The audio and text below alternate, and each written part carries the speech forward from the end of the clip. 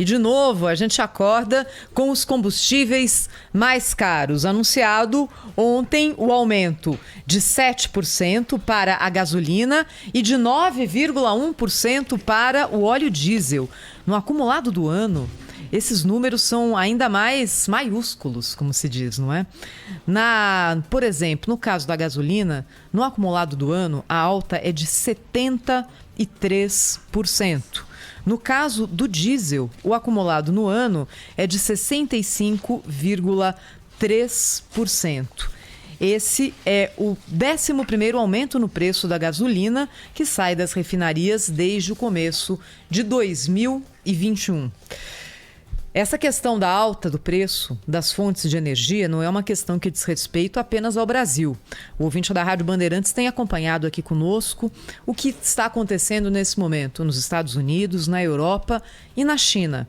São questões diferentes relacionadas à mesma base. A energia, de forma geral, está mais cara no mundo. Principalmente porque, com a retomada da atividade econômica, agora em que a crise da Covid é mais branda, houve uma desestruturação das cadeias de produção também na energia. E hoje a Europa paga bem mais caro do que pagava pelo gás natural e com uma preocupação grande em relação ao inverno, que se aproxima no continente europeu, já que o gás natural é usado para a calefação das residências.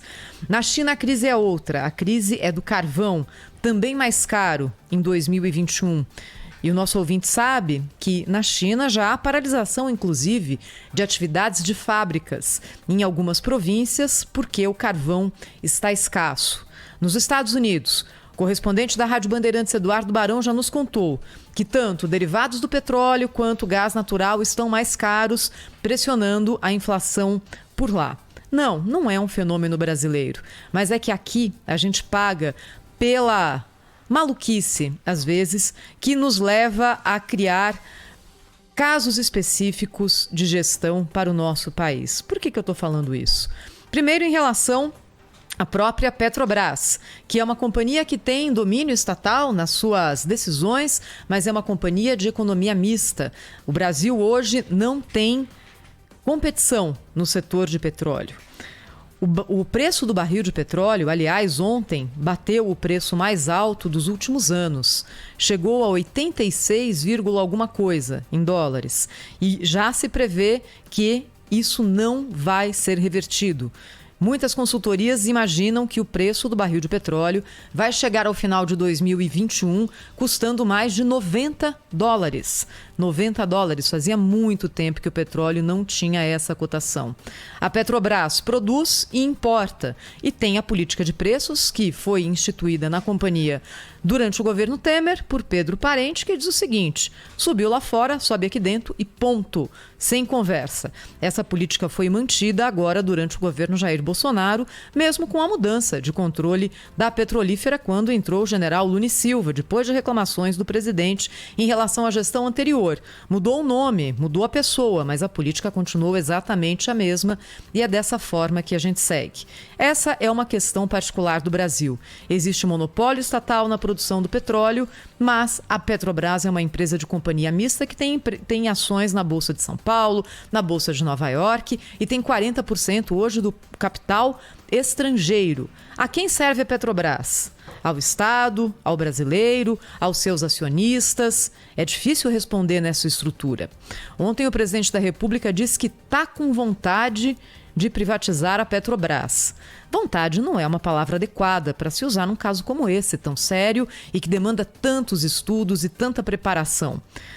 Vontade a gente tem de ir para a praia, de tomar um sorvete, não de privatizar uma empresa. O presidente tem sido cobrado pelo reajuste dos combustíveis e me parece que é por isso que ele soltou essa ontem. Porque uma vez que a Petrobras deixe de ter controle estatal, ele vai deixar de ser cobrado pelo que está acontecendo com o preço final da gasolina na hora em que a gente vai ali encher o tanque do carro.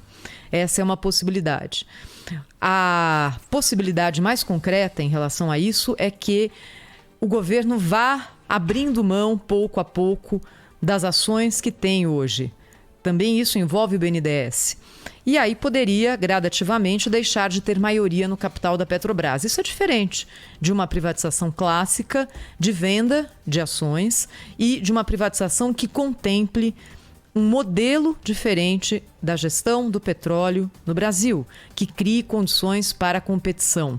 Simplesmente se abrir mão do controle estatal na Petrobras vai trazer que vantagem? Que vantagem? Para mim isso não está claro. Bem, seguindo aqui na condição muito peculiar do Brasil, o Brasil hoje cobra mais ou menos 40%, com variações entre os estados, de impostos sobre o preço final dos combustíveis. Essa é uma taxa ok? É normal que se tribute de uma forma tão pesada aquele que faz com que todos os outros preços da economia girem em torno da sua definição inicial? Alguns estados estão revendo a tributação do ICMS. Os estados estão enchendo os cofres de dinheiro nesse momento com o preço do combustível tão alto. Alguns estão sinalizando nessa direção. O Espírito Santo já tinha dito que não usaria mais correção para o preço base do petróleo na hora de cobrar o ICMS. Ontem, o governo de Minas Gerais disse que ia baixar um pouquinho a alíquota do ICMS, mas é isso que a gente tem por enquanto. E aí, nós nos deparamos com cada vez mais caros os combustíveis na ponta final. São discussões que a gente tem que fazer aqui sobre tributação, sobre estrutura da Petrobras, sobre o modelo de fornecimento de energia no Brasil, porque no fim das contas é isso que faz com que o preço da bomba seja tão alto.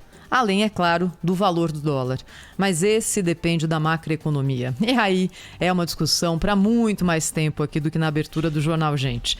8h07, direto de Brasília, o Cláudio Humberto, com destaque direto da capital.